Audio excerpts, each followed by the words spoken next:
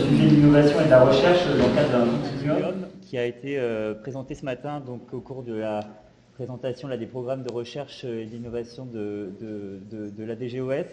Donc ce schéma-là, c'est un cycle, on va dire, de vie d'une innovation assez classique qui pourrait s'adapter à des innovations à la fois technologiques, numériques ou organisationnelles. Donc on voit qu'elle passe au travers de plusieurs étapes, que ce soit la recherche, la protection de l'idée, de l'invention, le développement, la R&D lorsqu'il y en a besoin, le transfert de technologie et la mise sur le marché, la commercialisation. Et nos intervenants aujourd'hui, en fait, se positionnent sur des parties de ce continuum, de ce cycle de l'innovation, avec donc Samuel Mercier, qui nous fera part de son expérience, qui lui a fait le tour du cycle et qui a développé donc une innovation qui s'appelle le MedPack. Louise Mello ensuite qui nous parlera donc côté établissement de santé à la PHP, l'accompagnement et la structuration donc, de la prise en charge qu'ils proposent aux professionnels innovateurs de leur établissement. Et ensuite Sana Bouyaya qui est responsable donc, d'une plateforme d'incubation qu'elle nous présentera et qui accompagne, elle, les projets dès lors que la start-up ou l'entreprise est créée et qui est spécialisée évidemment dans la santé. Alors, la première intervention avec Samuel Mercier, qui est infirmier urgentiste à la BSPP et inventeur donc du MedPack. Bienvenue. Merci beaucoup. Samuel, comment est né le MedPack? Est-ce que vous pouvez nous expliquer la genèse de votre projet? Bien sûr, oui. Donc il faut souvent comprendre que l'innovation, ça part d'un constat réalisé sur le terrain ou dans nos pratiques, et quelque chose qui nous perturbe un petit peu et qu'on a envie de faire évoluer pour le coup. Moi, en l'occurrence, j'ai pu observer un grand écart entre la théorie et la pratique. La théorie, on parle du Code de la santé publique, article R4311-12, concernant les infirmiers, où précise l'infirmier et l'infirmière respecte et fait respecter les règles d'hygiène dans l'administration de ces soins. Il s'assure également de la bonne gestion et de l'élimination des déchets qui résultent de ces soins.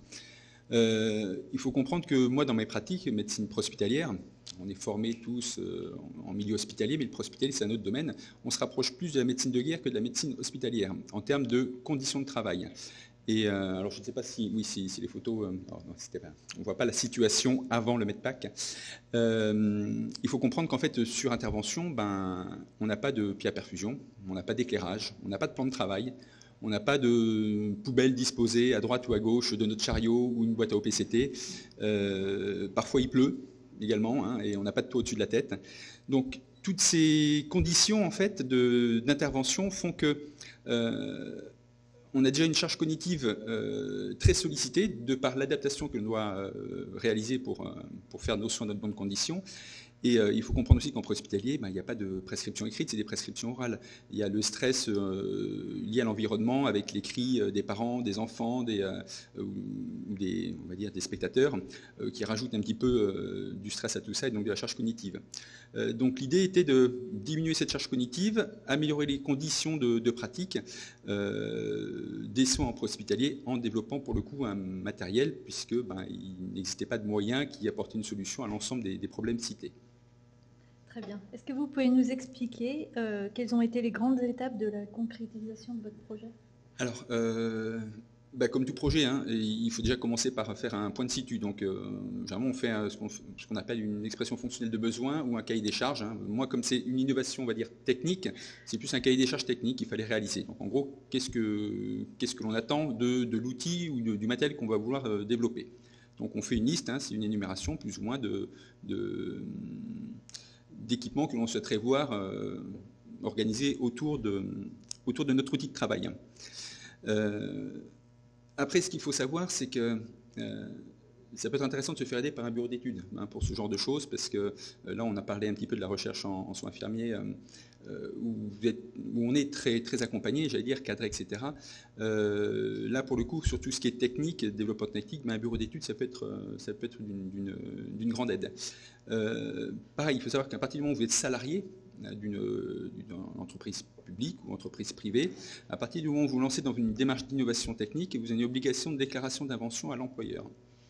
On ne peut pas se lancer comme ça sans rien dire à son employeur parce que si votre innovation donne lieu à la rédaction d'un brevet, il y aura des droits sur ce brevet et l'employeur a son mot à dire là-dessus. Parce que selon la façon dont il vous a, selon la façon dont il vous emploie, l'innovation peut très bien lui revenir de plein droit. Ensuite, il faut comprendre que vous avez une idée assez claire de ce que vous voulez faire, mais ceux à qui vous allez exposer cette idée n'ont pas du tout cette vision-là. Donc c'est bien de passer par l'étape, on va dire, maquette. Maquette, donc ça peut être maquette en carton, en bois, en polystyrène, en alu, en boîte d'allumettes s'il faut. Mais voilà, essayez de donner une forme palpable, visible pour ceux à qui vous allez en parler, pour les solliciter ensuite, pour solliciter leur aide. Alors moi je vous décris mon cheminement. Après c'est pas un chemin unique, hein. Il y a plein de voies possibles pour aller sur la réalisation d'une innovation. Après réalisation d'une maquette, faire un démonstrateur. Donc un démonstrateur c'est déjà un petit peu plus évolué, quelque chose qui va pouvoir se manipuler, s'utiliser un petit peu pour déjà le tester dans ces grandes lignes. Il faut penser à deux choses. Quand on se lance dans une démarche d'innovation, il y a le côté physique, mais aussi le côté propriété intellectuelle de la recherche. Donc là, il faut bien penser à faire signer ce qu'on appelle les accords de confidentialité à tous ceux à qui vous allez parler de votre idée. Si vous allez démarcher des industriels, si vous allez démarcher des financiers, il faut à chaque fois faire signer ces accords de confidentialité pour garder, on va dire, la main sur ce projet. Et ensuite, si vous avez des envies de breveter cette idée, il faut bien penser qu'à partir du moment où vous avez diffusé des vidéos ou des photos de ce projet, même à l'état de maquette, ce ne sera plus brevetable, parce qu'il n'y aura plus la nouveauté qui est un critère de brevetabilité. La nouveauté n'existera plus puisqu'elle aura déjà été communiquée au grand public, donc vous ne pourrez plus déposer de brevet dessus. Quand je vous dis faire appel à un bureau d'études, oui, c'est une étape indispensable pour passer ensuite à un prototype qui, lui, va être testé par des personnes extérieures à votre organisme. L'idée, c'est de mettre en test votre idée et de voir quel est le retour d'utilisation sur ce que vous avez réalisé et de faire ensuite évoluer ce premier prototype, améliorer une version pour avoir une version 2, une version 3, une version 4. Donc c'est un aller-retour entre mise en place du prototype en test et retour d'expérience avec questionnaire, retour de questionnaire, analyse des besoins ou des difficultés rencontrées par les personnels qui ont testé. Mais il y a un moment, il va falloir mettre un temps d'arrêt à ces prototypes, parce que réaliser des prototypes, ça a un coût. Et donc il y a un moment, il faudra quand même arrêter ce qu'on appelle une pré-série. Donc c'est le matériel qui va être usiné, ce ne sera plus un article de réaliser ou 2 ou 3, c'est 4 ou 5 et qui puisse être intégré dans une chaîne de production derrière. Donc réalisation d'une pré-série en vue d'une production derrière en série. Alors des petits points également à préciser, quand on fait un matériel, il faut se renseigner parce qu'il va falloir catégoriser votre matériel. Est-ce que c'est un dispositif médical ou pas? Et si c'est un DM, quelle est la catégorie de ce DM? Puisqu'il y a des cahiers des charges à respecter en fonction du DM que vous développez. Là, je parle pour la partie médicale. Est-ce qu'il y a des normes également, des normes CE, des normes ISO à respecter? Donc, c'est des questions qu'il faut se poser. Pareil, si vous faites du matériel que vous voulez exporter, c'est des dossiers qu'il faut monter. Et ensuite, il faut trouver un distributeur, éventuellement une centrale d'achat également. Et tous ces processus s'anticipent parce que ce sont des processus qui sont relativement longs. Alors, en 2 mots, quels conseils donneriez-vous aux futurs professionnels innovateurs? Alors, je crois que c'est Isabelle Frontin qui l'avait très bien dit tout à l'heure. Il ne faut pas y aller tout seul. Si vous y allez tout seul, vous allez très vite vous essouffler. Alors, certes, vous êtes le porteur de projet, mais il faut vraiment être accompagné par une équipe qui est complémentaire. Il ne faut pas avoir tous les mêmes domaines de compétences, parce que sinon, ça pourrait aller au clash. Ensuite, concrètement, il faut... si moi je devais refaire l'histoire, on ne peut pas refaire l'histoire, mais c'est vrai qu'il est intéressant de passer parfois par des grands groupes industriels qui vont vraiment prendre le dossier à leur compte, pour le coup, avec tous les coûts que ça génère. Mais voilà, avoir une structure vraiment assez importante derrière qui vous soutienne dans cette démarche d'innovation. Parce que quand il n'y a pas de structure, parce qu'elles ne sont pas intéressées ou parce qu'elles ne croient pas au produit, vous êtes obligé de vous lancer dans une démarche de création d'entreprise et qui là est du coup beaucoup plus complexe. Et si c'est le cas, dans ces cas-là, il ne faut pas hésiter à faire appel à des incubateurs d'entreprises ou des pépinières d'entreprises qui, elles, connaissent un petit peu toutes les ficelles et toutes les étapes qui vont jalonner la conception de l'idée jusqu'à la commercialisation du produit. Et donc ça vous sera d'un grand secours. Et ensuite, il faut être conscient qu'il faut être très combatif, ne jamais rien lâcher, parce que des obstacles, ils sont très nombreux. Chaque obstacle non franchi peut faire péricliter tout le projet, donc il faut vraiment insister. Et enfin, pour conclure, comme l'a dit tout à l'heure, il faut de l'argent. Concrètement, il faut être capable d'investir soi-même avant de pouvoir espérer un jour avoir un retour sur investissement de ce que vous avez consacré au projet. Et puis, quelque part, oui, avoir vraiment le soutien de sa famille, parce que c'est des projets qui sont longs, qui sont coûteux en temps, en énergie. Donc voilà, bien être entouré par sa famille, par ses collègues, pour pouvoir espérer un jour voir le projet aboutir. Très bien, merci à vous. Je vous en prie.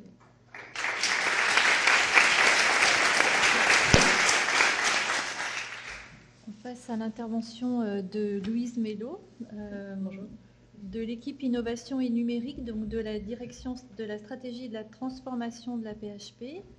Donc, alors, après avoir vu le parcours d'une innovation née à l'extérieur donc, de l'hôpital, prenons l'exemple donc à l'hôpital avec la PHP.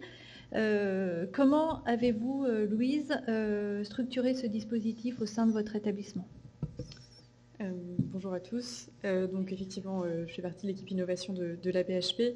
Déjà, pour reposer un peu ce dont on parle, nous, équipe innovation de la PHP, quand on parle d'innovation, pour nous, une innovation, c'est une solution sensiblement améliorée ou nouvelle à un besoin qui n'était pas couvert et qui crée de la valeur.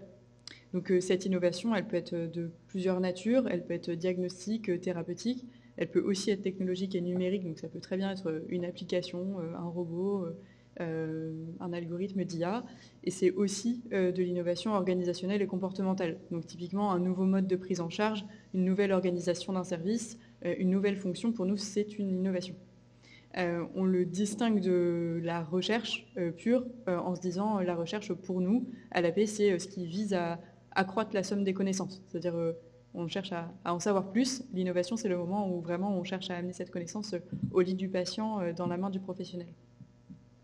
Donc l'innovation, c'est une des missions premières de la PHP, donc on s'est lancé dans une démarche un peu ambitieuse de soutien à l'innovation de nos professionnels, sachant que des idées et des innovations sur le terrain, il y en a énormément. On le sait, on a du mal à les accompagner.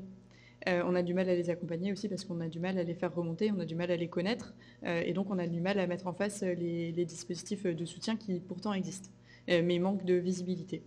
Donc dans ce cadre-là, on a mis notamment en place de grands dispositifs, donc l'Institut Carnot pour la recherche partenariale, le Hub Innovation que je vais vous présenter ensuite, et Hôtel Dieu qui est un programme d'incubation notamment de start-up sur le site d'Hôtel Dieu. Donc les acteurs de l'innovation à l'AP, de la même manière pour reposer ce dont on parle nous quand on parle d'acteurs de l'innovation, c'est vraiment tous les professionnels qui travaillent à l'AP, les médecins, mais aussi les paramédicaux, tous les professionnels qui sont en formation, les techniciens, les logisticiens, les administratifs. On a des projets de absolument toute nature qui peuvent remonter en termes d'innovation, et c'est important de le rappeler. On a aussi des communautés qui sont un acteur important de l'innovation à l'AP. Par exemple, on a une communauté des innovateurs aux urgences. Voilà, c'est des gens qui travaillent aux urgences et qui sont intéressés par le sujet de l'innovation qu'on a mis ensemble et qui discutent d'un certain nombre de sujets. On a des communautés par métier. Et on intègre aussi les acteurs externes avec lesquels on travaille. Donc ça peut être des industriels, mais c'est aussi beaucoup des startups qui nous contactent, qui vous contactent en fait souvent dans les services, en vous proposant des solutions et en vous demandant est-ce que c'est possible de tester chez vous, et puis après vous en bénéficierez. Et puis enfin on a les patients et leurs proches qui ont parfois aussi des idées. Et pour répondre aux besoins de tous ces acteurs-là, 3 directions. Donc la direction de la recherche clinique et de l'innovation, la direction des systèmes d'information et la direction de la stratégie et de la transformation dans laquelle je suis. Ici, on a remis rapidement de quoi globalement tous ces acteurs ont besoin. Ils ont besoin de beaucoup de choses. La première chose dont ils ont besoin, c'est de comprendre, en fait, j'ai une idée d'innovation, je vais voir qui. C'est qui sont les bons interlocuteurs, comment je fais pour les contacter et qu'est-ce qu'ils peuvent m'apporter. Problème numéro 1, mais en fait, si ce problème-là, il n'est pas réglé, déjà, on va avoir du mal à faire avancer l'innovation. Pour pouvoir, en fait, une fois qu'on connaît ce point d'entrée, bénéficier des dispositifs qui existent et qui ne sont pas forcément très, très connus. Donc, il y a des besoins du côté des professionnels et il y a des besoins aussi du côté tout simplement de l'institution de pouvoir mieux soutenir l'innovation en mettant des aides en place. Et pour nos acteurs externes, donc là, je pense particulièrement aux startups parce que ce sont des acteurs qui maîtrisent moins les processus et les dispositifs qui existent dans un hôpital. Elles ont le même problème de savoir, en fait, je suis une startup, j'ai une solution à proposer, je vais voir qui. Est-ce que je vais voir un médecin dans un service et je lui demande est-ce que je peux tester ma solution? Est-ce que je vais voir une direction de l'innovation? Jusqu'à présent, c'était très très peu clair. Et ça conduisait à un certain nombre de problématiques. Donc notre enjeu, en fait, c'est de rendre visible le point d'entrée de l'innovation, de rendre accessible et cohérent tout ce qu'on a pu mettre en place pour aider les gens qui ont des idées et qui ont des projets d'innovation, et de rendre aussi visible toutes ces innovations-là. Quand j'ai dit il y a beaucoup d'innovations à la PHP, il y a vraiment beaucoup de projets d'innovation à la PHP. Ce qui est vraiment très dommage, c'est qu'on ne les connaisse pas, on ne les rende pas plus visibles, alors que ce sont de super projets qui bénéficieraient souvent à plusieurs équipes. Quand on a une équipe qui travaille sur quelque chose, on est 39 établissements, 100 000 professionnels. En général, il y a une autre équipe ailleurs qui a le même problème, voire qui est en train de réfléchir à un autre type de solution. Donc si on arrive à faire le lien entre ces projets-là et si on arrive à rendre plus visibles ces projets-là, ça permet aussi de valoriser les gens qui ont ces idées-là. Donc ça, ce sont vraiment nos objectifs. Donc globalement, c'est donner envie d'innover, soutenir et accompagner l'innovation, faire la preuve de cette innovation si jamais il y a besoin via des analyses d'impact, valoriser et transférer. Donc ça, c'est par exemple aider quelqu'un à monter en effet sa start-up ou bien trouver un industriel qui pourra produire l'innovation de manière plus large, et puis l'amener vraiment au lit du patient, communiquer sur cette innovation pour qu'on puisse la diffuser largement. Et donc le hub innovation dont je vous parlais tout à l'heure, finalement, c'est quelque chose qu'on a mis en place en début d'année 2021. C'est un point d'entrée simplifié pour les innovateurs à la PHP.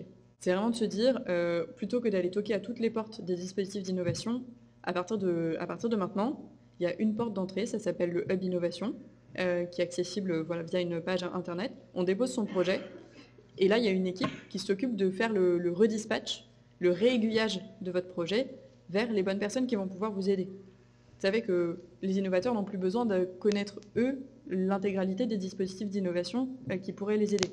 On les décharge de ça, c'est nous qui nous occupons de l'aiguillage. En revanche, il faut qu'ils puissent nous remonter les projets. Et vers quoi est-ce qu'on peut les réaiguiller? On peut les réaiguiller vers de l'information, donc le site d'innovation de la PHP qui explique ce que c'est une innovation. On peut renvoyer vers la plateforme des projets et startups, donc c'est le point d'entrée dont je vous parlais tout à l'heure. C'est une plateforme qui recense les projets d'innovation de la PHP et les startups et partenaires avec lesquels on travaille. Donc si vous êtes à la PHP ici, vous pouvez aller sur cette plateforme, donc qui est plateformeprojet.php.fr, et vous avez accès à l'ensemble des projets qui ont été déposés par vos collègues. En disant, il y a une équipe qui a fait un jardin thérapeutique à tel endroit, vous voulez faire un jardin thérapeutique, en fait vous savez qui l'a fait et vous savez où ça a été fait, vous avez une description du projet. Vous êtes capable de le reproduire éventuellement. On peut vous renvoyer vers notre entrepôt de données de santé si c'est pertinent, vers les différents portails de recherche. On peut vous renvoyer vers, si c'est pertinent, vers l'écosystème, donc l'université, des incubateurs comme par exemple TechCare qui est là aujourd'hui. On peut vous renvoyer vers nos communautés d'innovation. On peut aussi vous renvoyer vers des services. Donc on évoquait tout à l'heure le fait que la gestion de projet, c'est pas forcément quelque chose de facile quand on n'est pas forcément formé à ça. Donc on a créé un certain nombre d'outils d'aide à la gestion de projet. Donc c'est des petites fiches pratiques. Comment je fais pour cadrer mon projet? Comment je fais pour faire un planning? Comment je fais pour interroger un panel d'utilisateurs? Comment je fais pour faire un prototype? En fait, toutes ces fiches-là, on sait très bien que les réponses à ces questions-là, elles ne sont pas évidentes. Donc on a fait une quarantaine de fiches pratiques qu'on met à disposition sur l'intranet pour aider nos innovateurs à mener leurs projets. On va aussi les accompagner vers les équipes qui s'occupent de la valorisation et du transfert. Donc c'est ce que Samuel évoquait, donc le dépôt de brevets, la protection de tout ce qui est propriété intellectuelle, éventuellement la mise en place d'études de recherche si c'est pertinent au vu de votre projet. Et on peut enfin rediriger vers tous les lieux d'innovation à la PHP. Alors, ces lieux-là, ils ne sont pas forcément très connus non plus, mais on a par exemple un certain nombre de labs.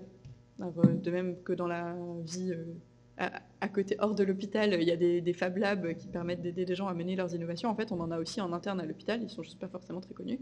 Donc il y a un lab numérique à la DSI, il y a un lab sur la qualité de vie au travail à la DRH, on a un lab sur l'engagement patient à Bichat, etc., etc. Et nous, le Hub Innovation, on connaît ces dispositifs, donc on est capable de rediriger nos innovateurs et les professionnels de la PHP qui le souhaitent vers ces dispositifs-là.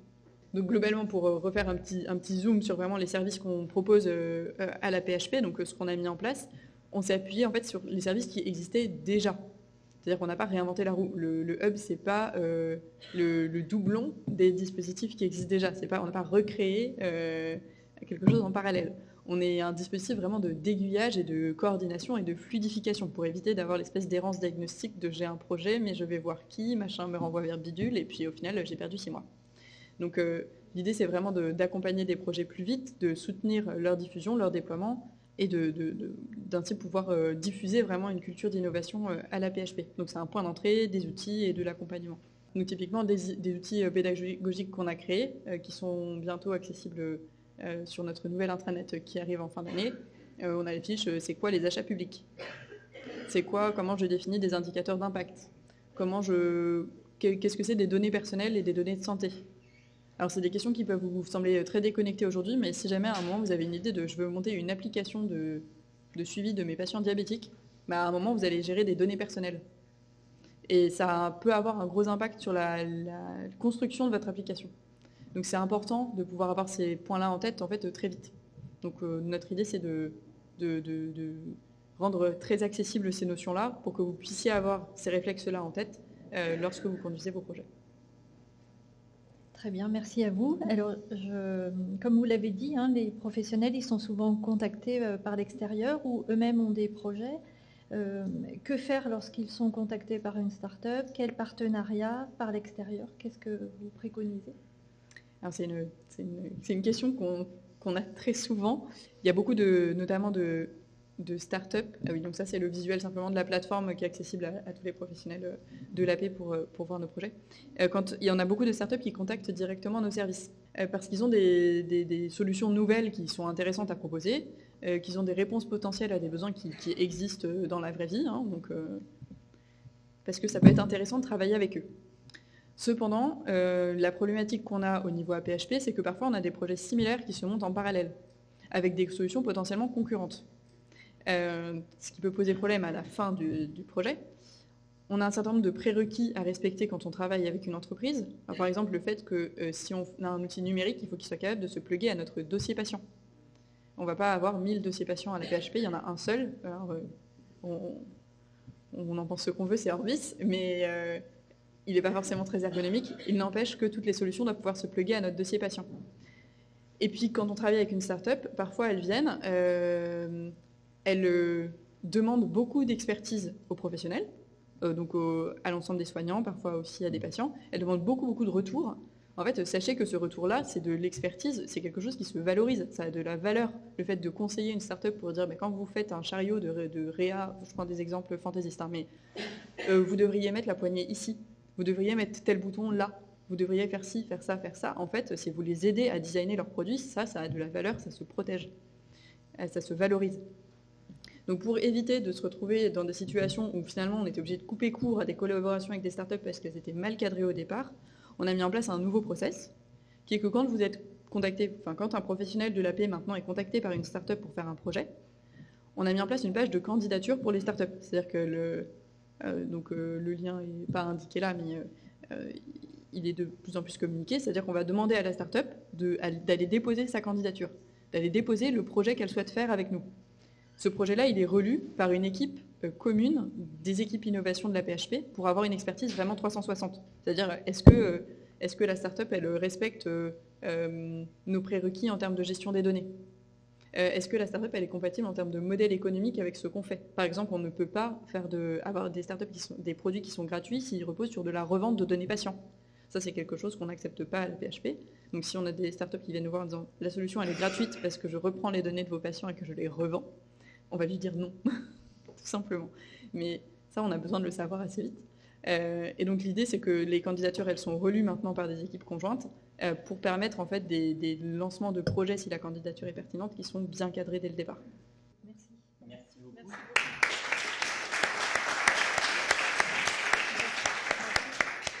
On peut rester donc sur cette slide-là. Je te laisse du coup présenter ta structure, ton accompagnement et à quel moment vous proposez de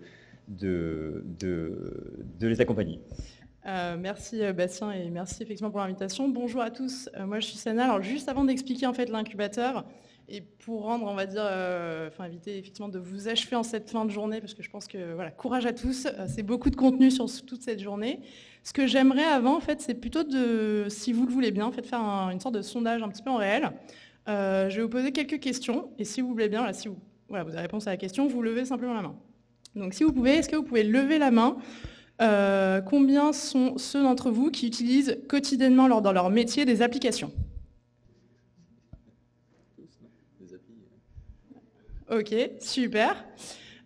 Combien considèrent que leur métier ou leur qualité de vie au travail pourrait être améliorée de manière pratique et simplement? Eh ben, c'est là. Ok, super.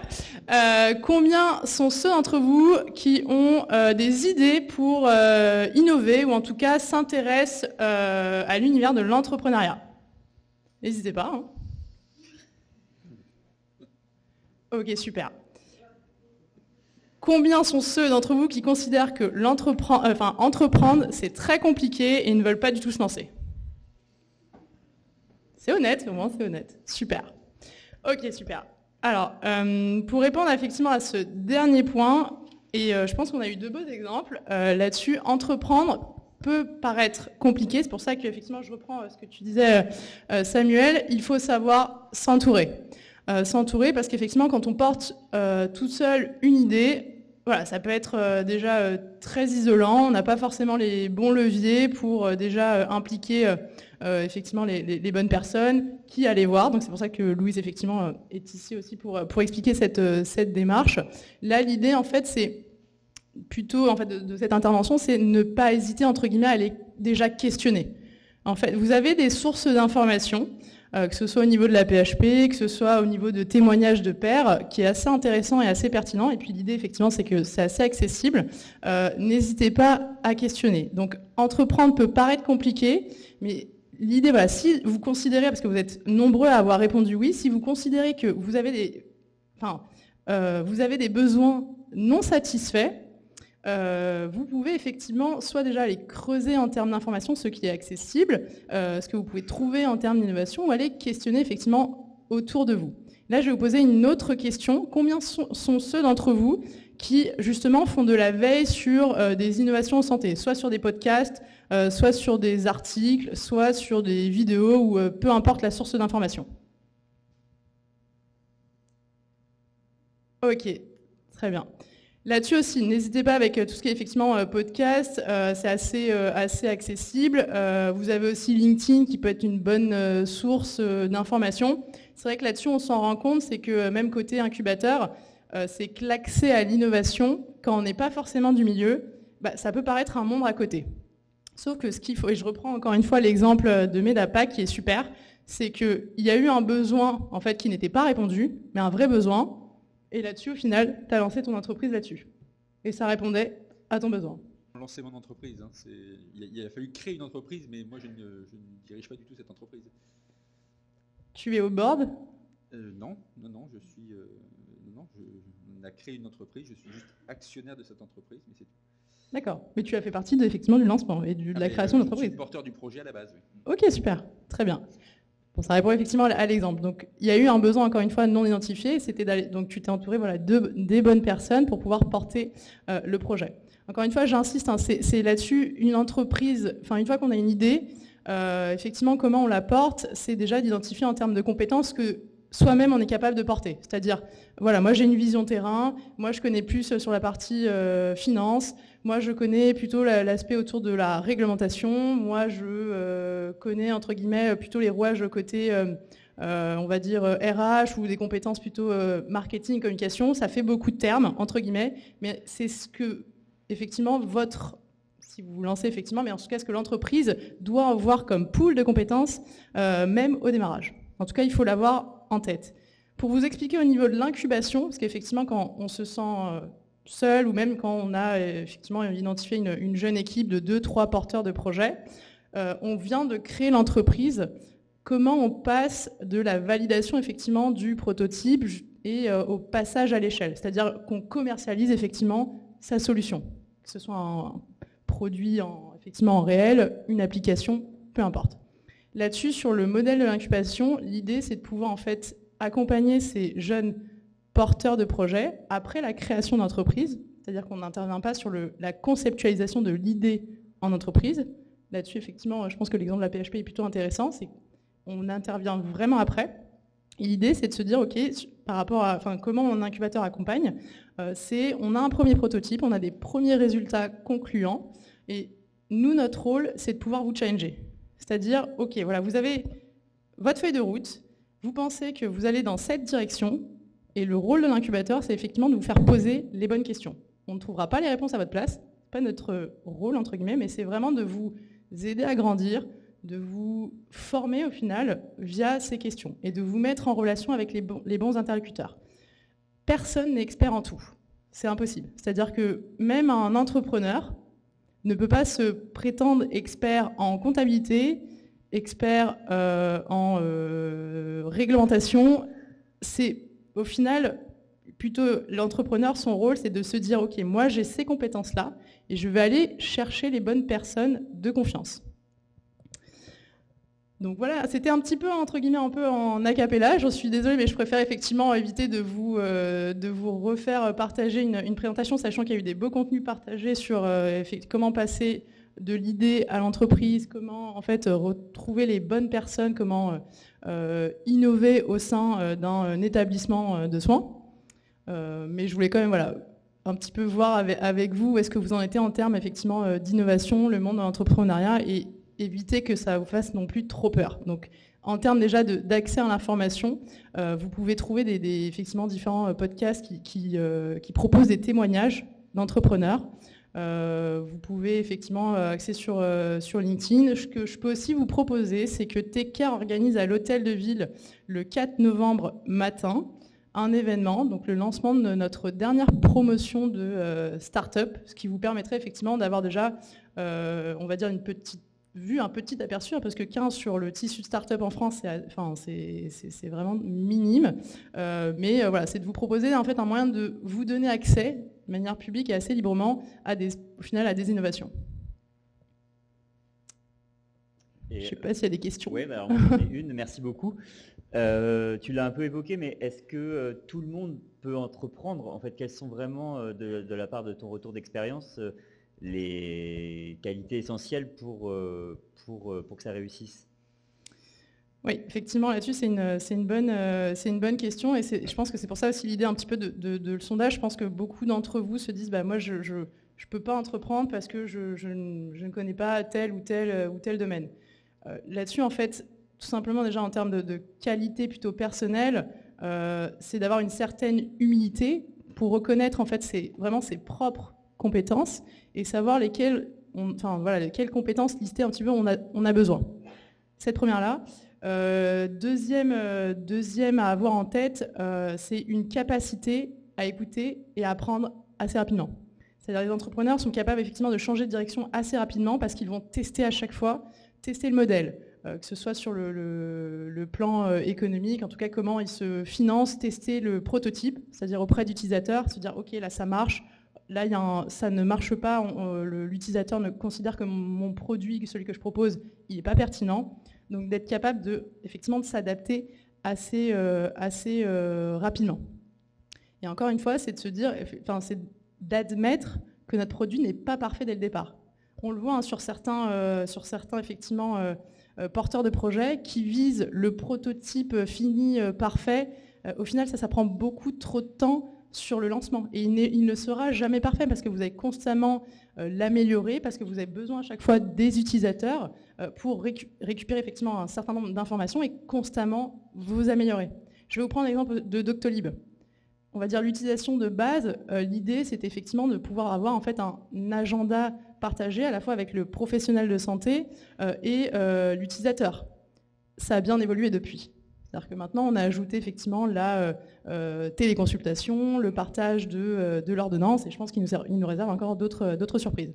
Mais voilà, là-dessus, je pense que je peux remettre un petit peu et récapituler, c'est vraiment l'unité, le travail en collectif, savoir chercher effectivement les bonnes personnes et savoir s'adapter.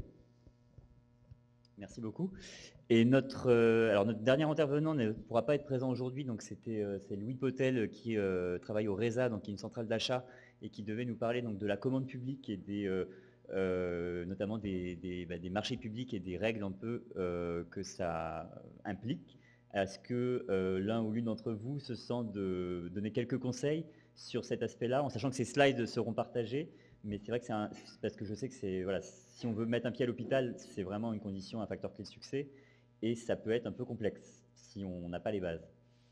Tu veux répondre, Louise? Je vais prendre la question.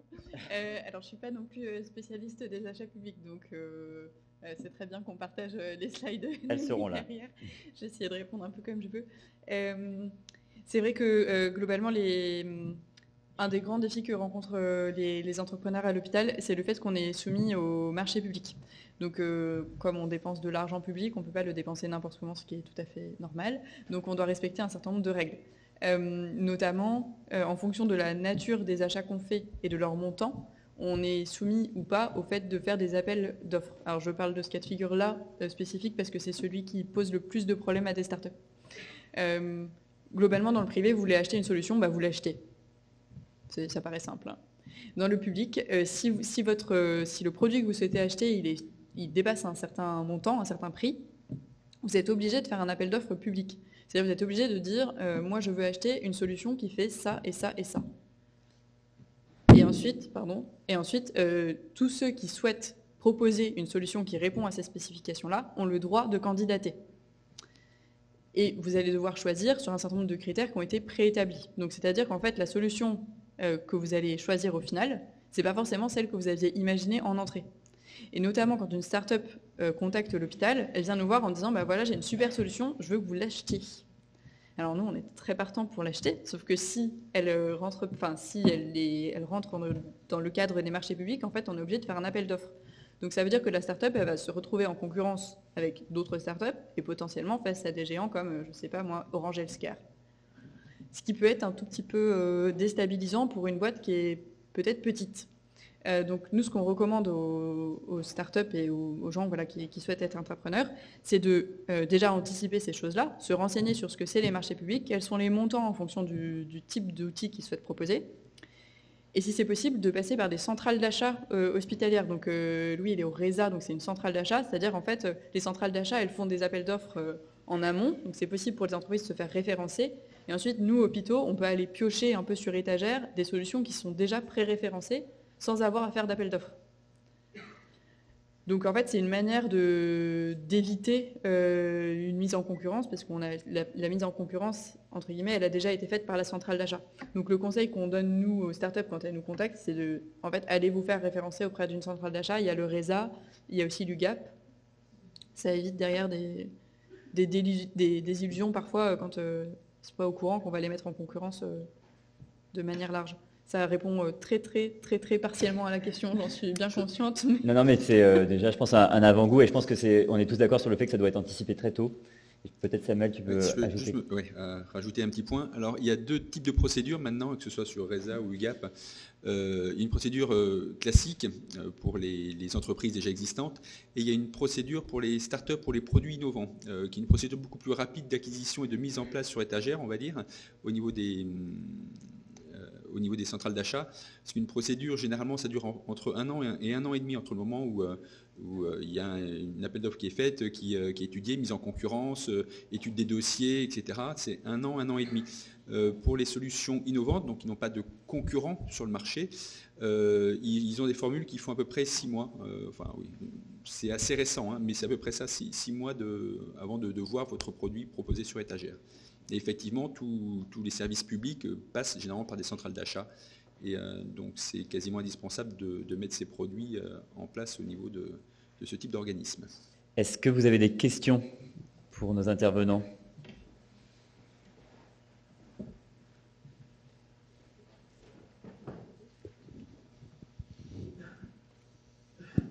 Moi, j'en ai une. Louise, je pense que vous allez me dire que c'est pas possible, mais je l'attends quand même. Est-ce qu'on peut designer le cahier des charges d'une certaine façon que, je ne vais pas dire qu'on puisse favoriser une start-up, mais en tout cas d'avoir des critères qui font que dans le choix, on évite de prendre celui qui est le moins cher et puis le moins bien, on va dire. Alors, non, en effet, on ne peut pas faire ça. En revanche, s'il y a une seule entreprise qui répond à notre besoin, ma foi, s'il y a une seule entreprise qui répond, on va prendre celle-là. Donc souvent, les startups, l'avantage qu'elles ont, c'est qu'elles sont sur des créneaux sur lesquels il n'y a pas beaucoup de concurrents, il n'y a pas beaucoup d'autres solutions possibles. Donc en fait, de cette manière-là, on sait qu'on va pouvoir choisir une entreprise plutôt qu'une autre, mais on n'a pas le droit, et quelque part c'est normal, de designer un appel d'offres spécialement sur mesure pour qu'il y ait une seule boîte qui puisse y répondre. Voilà. Et moi, j'avais une autre question sur la façon de procéder lorsqu'on est un professionnel de santé, qu'on a son idée et que son projet avance. Comment se fait la transition? Parce que j'imagine qu'on ne peut pas laisser tomber son métier, qu'on doit lancer l'autre projet en parallèle. Et à quel moment, comment cette transition, elle se gère en fait? Alors, là, je vais rebondir sur ce que disait Sanat. Effectivement, dans les qualités pour être entrepreneur, déjà, il ne faut pas être militaire, parce qu'en tant que militaire, on ne peut pas être et militaire et entrepreneur. C'est un cumul d'activités, ce qui est interdit, et ça va être également le cas, je suppose, dans la fonction publique. Je dis peut-être des bêtises. Donc, en gros, il y a un moment où il faut faire le choix, soit on continue son métier, et ce pour quoi on a développé l'innovation. Moi, là-bas, j'ai développé un outil de travail pour me permettre d'améliorer mes pratiques sur le terrain. Au moment où je le développe, j'ai pas envie de me dire, maintenant, j'arrête de pratiquer. J'ai enfin l'outil idéal qui me permet de travailler correctement, mais pour ça, il faut que je quitte mon institution, donc c'est compliqué. C'est pour ça qu'à un moment, il faut être capable de passer la main aussi, et de s'entourer de personnes de confiance, hein, ça aussi, tu l'as très bien dit, pour pouvoir continuer son métier, profiter un petit peu de l'innovation pour lequel vous avez été porteur au début. Et en fait, on ne lâche jamais vraiment le développement. C'est-à-dire qu'on est toujours au contact avec l'entreprise qui a pris à son compte le développement. Et puis on continue à faire évoluer quelque part notre bébé. Parce que déjà, on est toujours en prise directe avec le terrain, donc on est au contact des utilisateurs. Et on est, pour le coup, très accessible. C'est-à-dire qu'ils peuvent venir nous voir, nous parler directement en disant, tiens, ce serait bien de rajouter tel truc, ou ça, c'est un peu gênant, ou il vaut mieux l'enlever, ou ça sert à rien. Donc en gros, on ne quitte jamais vraiment l'aventure. Et je vous dis, dans l'idéal, faire prendre le projet par une grosse structure déjà existante. Et sinon, effectivement, c'est la création. Mais la création d'entreprise, ça se fait, hein, mais c'est pas aussi simple que ce qu'on pourrait croire ou ce que l'on nous dit. Donc voilà, il y a plein de jalons à passer. Mais voilà, donc on ne quitte jamais vraiment le projet. Et on n'est pas obligé de quitter son métier. Sur ça, je vais compléter sur le volet du coup hospitalier. Alors à l'hôpital, on a la chance de pouvoir faire du cumul d'activités. Donc c'est quelque chose qui se demande pour pouvoir en effet aller monter sa start-up sur une partie de son temps. À la PHP, on a aussi la chance d'avoir des équipes qui sont dédiées typiquement à aider les gens, les professionnels à déposer leurs brevets, à aller faire le partage de pays, etc. Enfin, il y a beaucoup d'équipes support qui ne sont pas forcément bien identifiées, et c'est tout l'enjeu de ce qu'on est en train de mettre en place, et qui permettent de décharger aussi le porteur d'un certain nombre de choses qui sont pas son métier d'origine, et lui permettre de se concentrer vraiment sur ce qu'il peut apporter. Donc le système n'est pas encore parfait, mais en tout cas on essaye d'aider au mieux et de pouvoir, si c'est nécessaire, dégager du temps pour que le porteur puisse monter sa start-up à côté. Voilà, c'est juste pour donner la réponse côté APHP. Je vais juste effectivement ajouter, on va dire, plutôt l'angle côté soit incubation ou même investisseur. Là-dessus, effectivement, Bastien, il y a une transition. C'est-à-dire un projet de création d'entreprise, ça prend énormément de temps. C'est pas du 35 ou du 40 heures. C'est-à-dire que c'est vraiment, vous êtes complètement dédié, c'est votre bébé, vous êtes complètement dédié dessus. Donc effectivement, il y a une transition qui se fait. Mais par exemple, si vous allez voir des potentiels investisseurs, en tout cas rechercher du financement, si on vous demande en termes d'équipe et que vous, au final, vous en tant que porteur créateur d'entreprise, en tout cas porteur de projets innovants, si vous considérez effectivement dans votre feuille de route de garder toujours votre fonction sur le terrain, le discours ne passera pas. Parce qu'on considérera qu'au final, vous n'êtes pas assez mature pour quitter, entre guillemets, le terrain, même si vous retrouvez cette fonction, on va dire plutôt sur l'évaluation, en tout cas la construction de la solution ou du produit. Mais il y a une transition en tout cas. J'avais une question. Donc, on a vu la cellule innovation, enfin tout ce que vous avez mis en place à la PHP. Quand on n'est pas à la PHP, quand on a un petit centre hospitalier, ou un centre hospitalier, ou un centre intercommunal, comment ça se passe et qu'est-ce que vous nous donneriez comme conseil pour développer l'innovation? Alors, il y a un certain nombre de... En préambule, on commence à voir émerger des équipes innovation dans d'autres centres. Alors les plus gros ont commencé avant parce qu'on avait plus de ressources, mais ça commence à émerger dans un certain nombre d'établissements qui sont plus petits. Donc si c'est le cas dans votre établissement, je dirais c'est la première équipe ou personne à aller voir. La direction de la recherche clinique, souvent c'est la direction de la recherche clinique et de l'innovation. Donc les équipes en charge des questions de valorisation, de transfert, d'accompagnement sur tout ce qui est contrat, identification de potentiels partenaires industriels qui pourraient produire votre innovation à plus grande échelle, c'est souvent cette équipe-là qui est en charge. Donc en fait, mon conseil, c'est d'aller voir votre direction de la recherche clinique et de l'innovation. Et si justement cette équipe, cette dimension-là n'est pas structurée, vous avez structuré quelque chose de très complet et englobant. Mais quel serait ton conseil, par exemple, il faut d'abord peut-être mettre un point d'entrée, un guichet unique pour faire remonter les idées, remonter les besoins, passer un appel à tous les professionnels pour identifier les besoins, les idées. Est-ce que toi, compte tenu de ton retour d'expérience, tu aurais un conseil à donner à un établissement qui se dirait, moi, comment je peux apporter mon appui à mes professionnels qui ont peut-être des idées? Je dirais sur le volet technologique et médical, souvent c'est assez bien structuré parce que c'est la direction de la recherche clinique qui existe déjà qui fait. Sur les autres volets qui sont numériques et organisationnels, tous collectivement, les établissements de santé, on est moins matures. C'est sur ça qu'on travaille et nous c'est surtout sur ça qu'on a avancé parce qu'on était moins matures. En fait, ma réponse à ça, ce serait de dire, déjà, dans votre établissement, quels sont les projets d'innovation qui sont en place. Donc, en effet, faire un recensement des projets. Quelles sont les idées, quels sont les projets des professionnels. Et une fois qu'on a fait ce travail-là, en fait, de quoi mes professionnels, ils ont besoin pour amener ces projets-là au bout.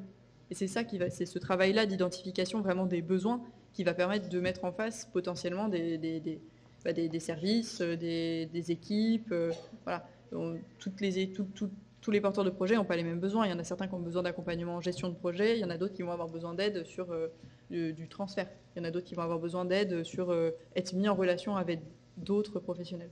Donc pour moi, la première étape, ce serait vraiment de faire un recensement des projets, un recensement des besoins des professionnels pour mener à bien ces projets-là. Et ensuite, effectivement, construire un peu l'offre de services innovation qui va en face de ces besoins-là. Ok, très bien. Une dernière question ? Je rajouterais aussi là-dessus que on accompagne aussi en fait le CHU de Rennes un peu dans cette démarche, ou même aussi c'est un peu les échanges qu'on a avec Louise sur la partie en fait innovation, à savoir que c'est intéressant à chaque fois de, on va dire, prendre à chaque fois le recul. C'est-à-dire qu'on partait aussi de cette vision terrain par rapport à l'idée d'avoir un guichet unique, c'est aussi déjà de définir l'équipe derrière. C'est-à-dire, il n'y a rien de plus frustrant quand il y a une idée en fait qui émane et on ne sait pas trop la gérer parce qu'on ne sait pas qui s'en occupe, quels ont été les objectifs en fait derrière de cette cellule justement ou ce guichet unique d'innovation. Est-ce que c'est que l'établissement puisse investir? Est-ce que ça va être plutôt de favoriser des co-développements? Est-ce que c'est de se dire on lance au final plutôt un programme intrapreneuriat avec nos professionnels de santé en interne? C'est déjà vraiment en amont, d'un point de vue plus stratégique. Quelle est votre ambition par rapport à l'innovation, d'impliquer effectivement et d'éviter cette phase un peu descendante en disant l'innovation, ça va être ça au sein de l'établissement de santé. Et effectivement, comme le disait Louise, de partir de ces besoins terrain et d'appliquer, surtout, ça j'insiste, davantage d'expertise métier. C'est-à-dire, c'est un peu le leader, et puis le modèle du hub innovation. Plus vous multipliez les interlocuteurs autour de l'innovation, plus c'est compliqué en fait d'en assurer la trace et le suivi, et puis au final on s'essouffle parce qu'il y a beaucoup trop d'échanges. Et ça, côté en fait start-up, on le voit quand ils vont contacter effectivement on va dire des plus petits établissements, ils passent par le médecin, la direction stratégie transformation, les achats, et ça peut prendre entre effectivement, c'est plus d'1 an en général, au moment où il y a eu un premier échange et au moment où il y a réellement ne serait-ce qu'un début de collaboration. Donc voilà, quelle est l'équipe derrière, les ressources, quels sont les objectifs sur ce guichet ou cette cellule, peu importe le format. Très bien, très clair. Merci beaucoup. Est-ce que quelqu'un a une question? Écoutez, je vous remercie beaucoup pour vos interventions et vos retours d'expérience.